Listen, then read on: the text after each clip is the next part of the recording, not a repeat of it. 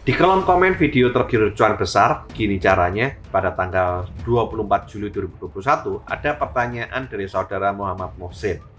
Pak, BBRI mengeluarkan saham seri B dengan nominal Rp50. Apa bedanya saham seri B dan saham BRI yang ada di pasar modal sekarang yang menembus harga 3.800-an? Apakah saham seri B nantinya harus menembus saham yang harganya 3.800 itu? Karena pertanyaan ini menarik dan banyak masyarakat yang belum paham tentang apa itu saham seri A ataupun seri B dan apa bedanya, saya akan mengupasnya di video yang kali ini.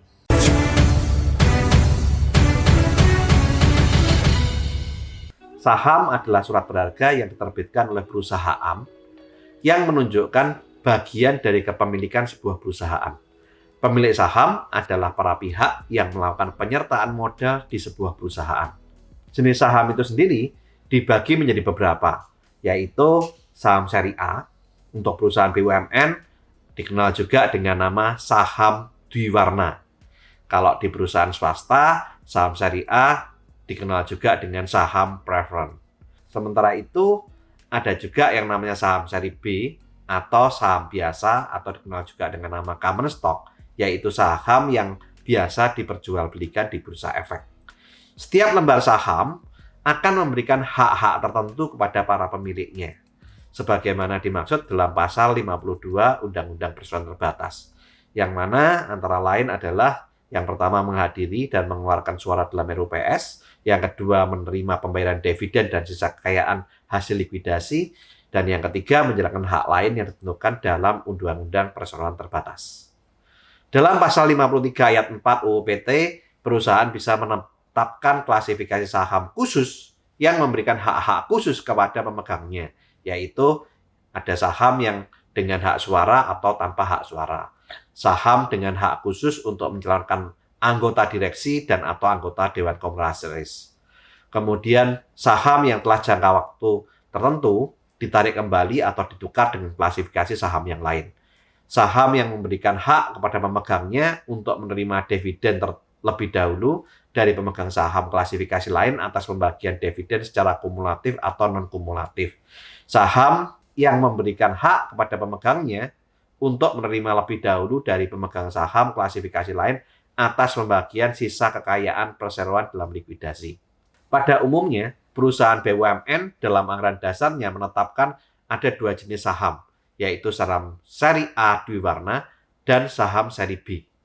Terdapat perbedaan atas hak yang dimiliki pemegang saham seri A dan seri B. Saham seri A Dwiwarna hanya khusus dapat dimiliki oleh negara Republik Indonesia. Pemilik saham seri A Dwiwarna memiliki hak istimewa. Yang pertama, untuk menyetujui hal-hal dalam RUPS.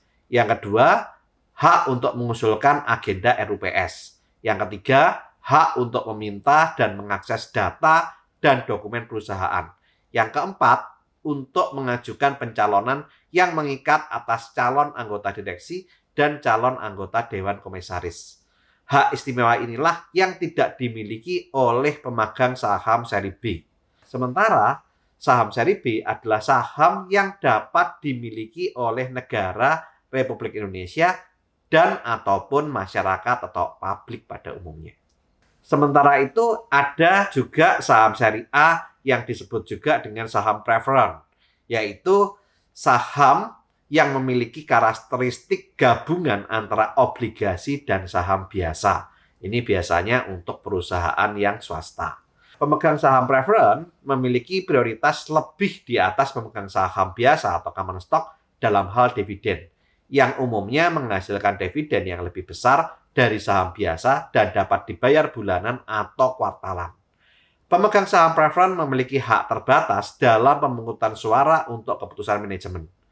Saham preference adalah ekuitas, tetapi dalam banyak hal, saham preference adalah aset hibrid yang terletak di antara saham dan obligasi. Pemegang saham preference memiliki klaim atas aset perusahaan jika perusahaan itu dilikuidasi, meskipun tetap berada haknya di bawah pemegang obligasi. Jenis saham preference ada 3 jenis. Yang pertama yaitu cumulative preference stock. Keunggulan daripada saham preference ini adalah memprioritaskan kepada pemiliknya untuk mendapatkan akumulasi dividen apabila pada tahun sebelumnya emiten tidak memberikan dividen. Yang kedua adalah non-cumulative preferred stock. Keunikan saham preferred yang jenis ini adalah pemprioritasan kepada pemiliknya dengan persentase tertentu atas pembagian dividen. Tetapi kerugian daripada non-cumulative preferred stock adalah tidak adanya akumulasi dividen apabila pada tahun sebelumnya emiten tidak memberikan dividen. Yang ketiga adalah participating preferred stock. Keunikan saham preferred jenis ini adalah pembagian dividen dapat lebih daripada dividen biasa. Pemegang saham ini akan mendapat dividen ekstra yang dibayarkan perusahaan emisi. Saham preferred juga diperjualbelikan di pasar modal yang biasanya memiliki 5 kode huruf, tidak 4 kode huruf seperti saham common stock. Tetapi di Bursa Efek Indonesia jarang ditransaksikan. Saat krisis subprime mortgage di Amerika kemarin, Warren Buffett banyak membeli saham preferred di Bursa Efek Amerika. Saham preferred juga dapat dikonversi. Artinya saham tersebut dapat ditukar dengan sejumlah saham biasa dalam keadaan tertentu. Dewan direksi mungkin memilih untuk mengkonversi saham, investor mungkin memilih opsi untuk mengkonversikan juga, tetapi saham mungkin memiliki tanggal yang ditentukan di mana ia secara otomatis bisa dikonversikan. Menjawab pertanyaan dari saudara Muhammad Muhsin, Pak BBRI mengeluarkan saham seri B dengan nominal Rp50. Apa bedanya saham seri B dan saham BRI yang ada di pasar modal sekarang yang menembus harga 3.800-an? Dan apakah saham seri B nantinya harus menembus saham yang harganya 3.800 itu? Untuk menjawab pertanyaan ini, yang pertama, BBRI akan melakukan red issue. Jika Anda ingin tahu tentang red issue, saya sudah membahasnya di video yang berjudul Red Issue BBRI, Ancaman atau Peluang. Dalam red issue itu akan diterbitkan saham baru. Dan saham baru ini pasti saham seri B. Kenapa? Karena saham seri B itu yang diperjualbelikan di publik.